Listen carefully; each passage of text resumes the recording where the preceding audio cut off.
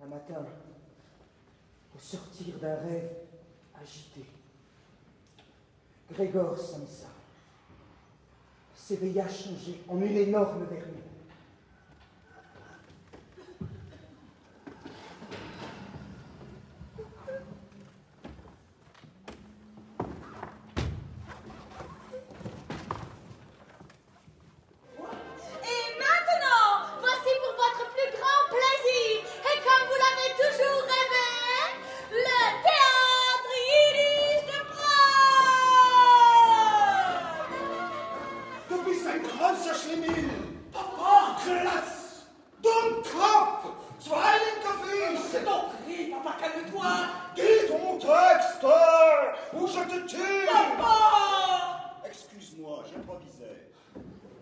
J'ai la parole si facile, je deviens si capable, si maître de moi, que je me sentirais presque pousser des ailes, et prêt à m'envoler durant les brefs instants où nous nous rencontrons, au milieu d'un fatras d'autres pensées et d'autres rêves. Et c'est très important pour une foule de raisons, en dehors du fait que ma famille, et moi en particulier, est juive, sans avoir la moindre idée de ce que cela signifie. Oh, bien sûr, on fait les fêtes qu'il faut faire.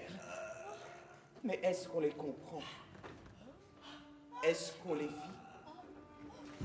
Voyez-vous, jusqu'à présent, j'ai vécu avec le paradoxe d'être un écrivain incapable d'écrire, un juif incapable de croire, et surtout, un être humain incapable de vivre. Qu'est-ce que tu fais? Mais dans la vie. Je travaille au siège de l'Office d'assurance du Royaume de Bohême contre les accidents du travail. Quelles sont tes hobbies? Tu dois bien en avoir. Mes hobbies? Ce que tu aimes faire. Presque rien. Je marche, je lis, j'essaye de dormir, je fais des tractions, j'écris, ou du moins j'écrivais, et je vais au théâtre yiddish de la rue Bratskov, presque tous les soirs. Après quoi, je rentre à la maison et je rêve. Pour chaque situation, chaque émotion, il y a une danse, un mouvement, un geste, douleur, extase, Espoir, peur, incertitude, perplexité, abandon, perdu, trouvé, perdu, gaieté, découragement, douleur, extase.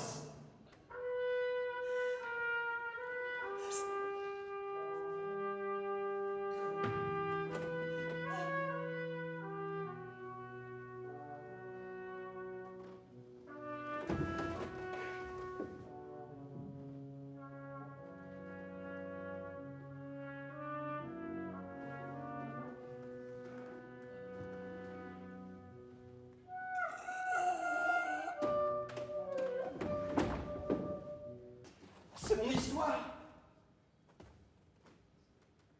C'est ma vie. Dans ce cas, tu es parfait pour le rôle. Je vais te raconter mes journées.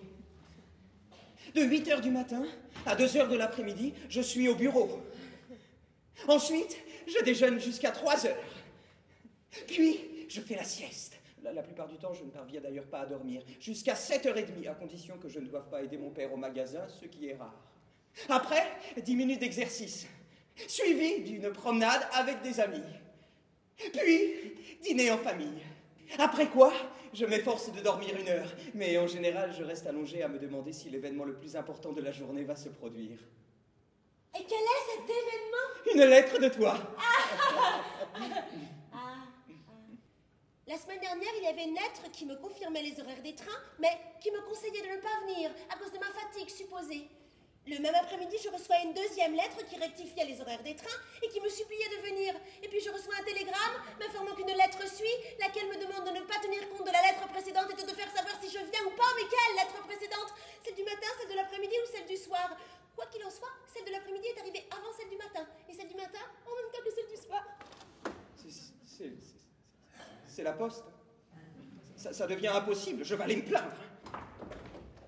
Merci de m'avoir envoyé ce livre. Il n'y en aura pas d'autre. Je ne l'ai pas lu, mais je le lirai. J'aime bien la couverture. Quand j'ai donné à mon père ce livre que tu n'as pas lu, Il a dit pose-le sur la table de nuit. Il y est toujours. Ah, comme c'est adorable! Toc toc toc. Ça me rappelle de vieux souvenirs. Prends-en une. Allez, prends.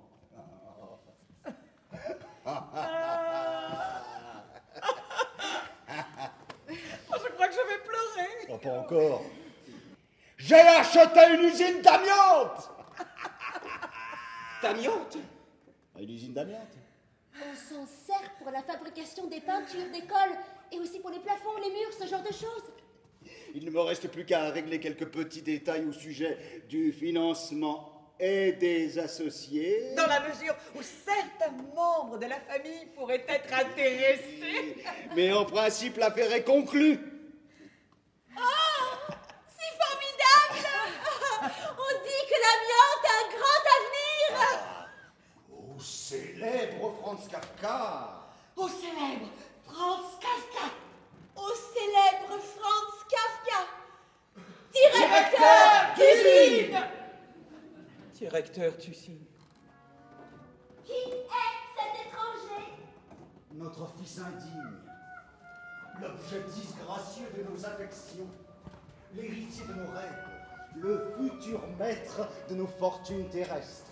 Tel que je l'imaginais, banal mais intéressant, intelligent sans distinction, créateur incréatif. Si tu le revois, tu sais ce que ça fera? Ça me tuera. Veux-tu donc que je me couche par terre pour que tu me marches dessus? C'est ça que tu veux? Elle a été là tout l'après-midi? Je t'ai posé une question. Oui ou non? Voilà, mais quand c'est que tu vas te décider à consulter quelqu'un au sujet de cette douce? Le mariage de son fils aîné. J'ai choisi d'ignorer les noirs desseins de mon enfant qui entreprend d'empoisonner l'une après l'autre nos existences. Privé non seulement de bonté, mais aussi de talent. Tu as décidé de veiller à ce que le secret de ton absence totale de sens artistique et humain ne sorte jamais du cloître sombre du foyer familial. Et à cette fin, tu as distillé du poison. Du vrai poison. Au sein des réjouissances. Chose atroce. C'est toi qui serviras à boire. Oh, je vous demande de boire à la vie, à la naissance de la vie, à la continuation de la vie, à la vie. Les rails. Les reines.